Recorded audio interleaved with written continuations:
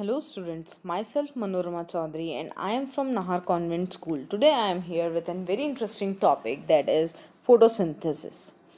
Have you ever think how plants get their food, how they feed themselves, how they get energy to perform their works, how they grow, how they develop themselves? To understand all these questions, we need to first understand what is photosynthesis. To understand all these things, understand photosynthesis, we need to check out the whole video.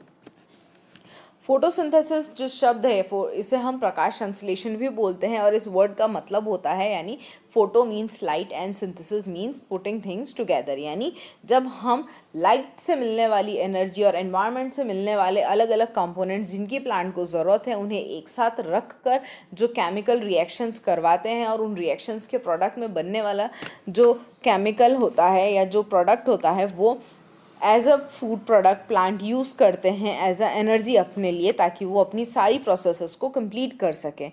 तो वो अलग अलग components जो हैं वो क्या वो उसे एनवायरनमेंट से मिलते हैं, तो वो उसके आसपास प्रेजेंट होते हैं। वो कंपोनेंट्स होते हैं sunlight, carbon dioxide, water, air, minerals, chlorophyll, right. तो इन्हें हम अगर आसान भाषा में बोले तो सौर ऊर्जा, कार्बन डाइऑक्साइड, जल, वायु, खनिज तथा क्लोरोफिल जो कि पौधों के पास मौजूद होता है, जो कि उसके खाना बनाने में, उसका जो फूड है उसे बनाने में हेल्प करते हैं।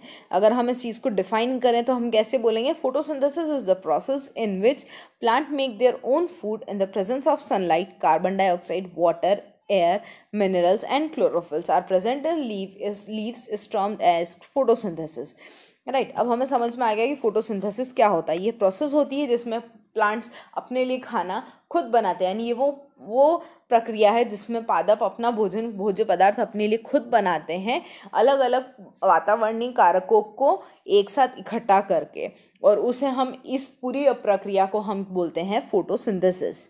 तो अब हमें ये चीज़ समझ में आ गई कि भाई फोटोसिंथेसिस क्या होता है, लेकिन अभी भी हमें ये चीज़ जाननी है कि फोटोसिंथेसिस होता कैसे है। फोटोसिंथेसिस की प्रक्रिया जानने के लिए सबसे पहले हमें जानना होगा कि उसके ज़रूरी कारक कौन कौन से हैं। तो पहला कारक है उसका सनलाइट यानी सौर ऊर्जा, दूसरा कारक है उसका जल यानी वाटर, तीसरा कारक है उसका कार्बन डाइऑक्साइड, चौथा कारक है उसका क्लोरोफिल, जो कि ये सारी चीज़ें उससे कहाँ से मिलती हैं, एनवायरनमेंट से मिलती हैं।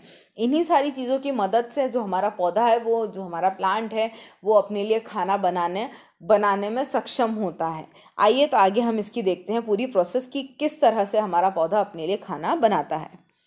चलिए तो हम देखते हैं प्रोसेस। तो प्रोसेस में सबसे पहले हमें ये देखना होगा कि कौन कौन सा एलिमेंट है वो कैसे कहाँ से मिलता है पौधे को और वो क्या करता है पौधे के लिए।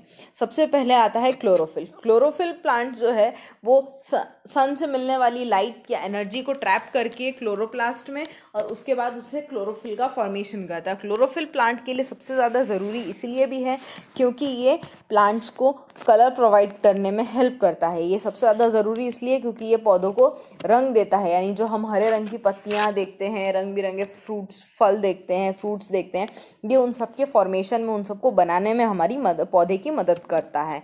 अगला जो कारक है हमारा वो कौन सा है, वो है कार्बन डाइऑक्साइड। कार्बन डाइऑक्साइड जो है वो पौधों को आसपास में मौजूद वातावरणीय हवा से मिलता है, यानी कि पौधे के आसपास जितनी भी एयर प्रेजेंट है, प्लांट उस एयर में से कार्बन डाइऑक्साइड के मॉलिक्यूल्स को लेता है।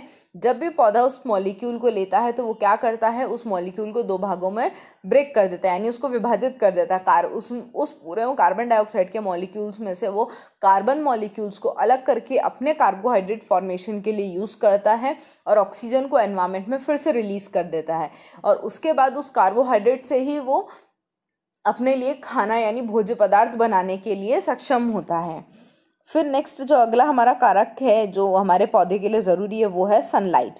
जब हम सनलाइट की बात करते हैं तो सन से मिलने वाली जो हमें एनर्जी है वो लाइट के फॉर्म में होती है। सन से मिली जो एनर्जी है वो लाइट के फॉर्म में होती है, और जो प्लांट है वो उसे केमिकल एनर्जी में कन्वर्ट करता है, उसके बाद उसे यूज़ करता है। यानी कि जो हमारा सूर्य से मिलने वाली जो एनर्जी है वो हमारा पौधा उसे सौर ऊर्जा को रासायनिक ऊर्जा में बदल कर उसके बाद उसे अपने ऊर्जा उत्पादन के लिए इस्तेमाल करता है या फिर अपने भोज्य पदार्थ के उत्पादन के लिए उसका इस्तेमाल करता है। तो यहाँ पर जो रासायनिक अभिक्रिया होती है उसमें हमारी पत्तियों में मौजूद एक छोटे से छेद होते हैं, छोटे छोटे छेद होते हैं, जो कि पत्तियाँ हमारी उसे सौर ऊर्जा को एब्जॉर्ब करने के लिए यूज़ करती हैं। तो उन्हें हम बोलते हैं रंध्र या फिर स्टोमेटा। ठीक है, ये जो है वो क्या करते हैं, हमारी जो सन से मिलने वाली एनर्जी, ये जो सौर ऊर्जा है, सनलाइट है, उसे वो एब्जॉर्ब कर लेते हैं और उसे सीधे लाइट एनर्जी से केमिकल एनर्जी में बदल देते हैं। और रासायनिक अभिक्रिया में बदलने के बाद ये कि अपने आप को इस्तेमाल करवाते हैं पौधे से, ताकि ये अपना पौधों में भोज्य पदार्थ बना सकें। इसके बाद जो अगला कारक आता है हमारा, वो है जल यानी वाटर। वाटर प्लांट को अलग अलग मीन से मिल सकता है, वो बारिश भी हो सकती है या फिर हम खुद पौधों में पानी डालें, पर उसे इन्हीं रीज़न से पौधे को पानी मिलता है। जब पौधे को जो पानी मिलता है वो पौधा अपनी जड़ों की मदद से उसे एब्जॉर्ब करता है। तो जड़ों की मदद से एब्जॉर्ब करता है तो ज़मीन में मौजूद जितने भी अलग अलग खनिज पदार्थ हैं जो हमारी मिट्टी में मौजूद है, वो सभी खनिज पदार्थ उस पानी के साथ साथ हमारे पौधे के हर एक एक हिस्से तक पहुंचता है।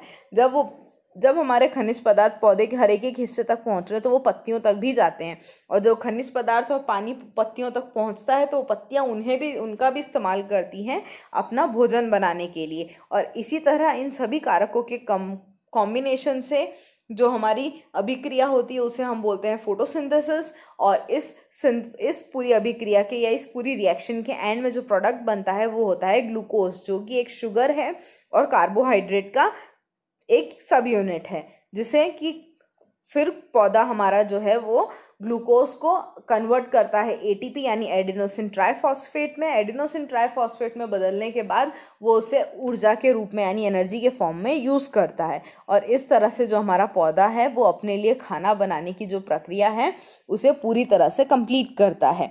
तो अब जाके हमें समझ में आया, हमारे जो क्वेश्चंस थे स्टार्टिंग में, उन सभी क्वेश्चंस के हमें आंसर मिल चुके हैं। मैं आशा करती हूँ कि आपको ये वीडियो पसंद आएगी।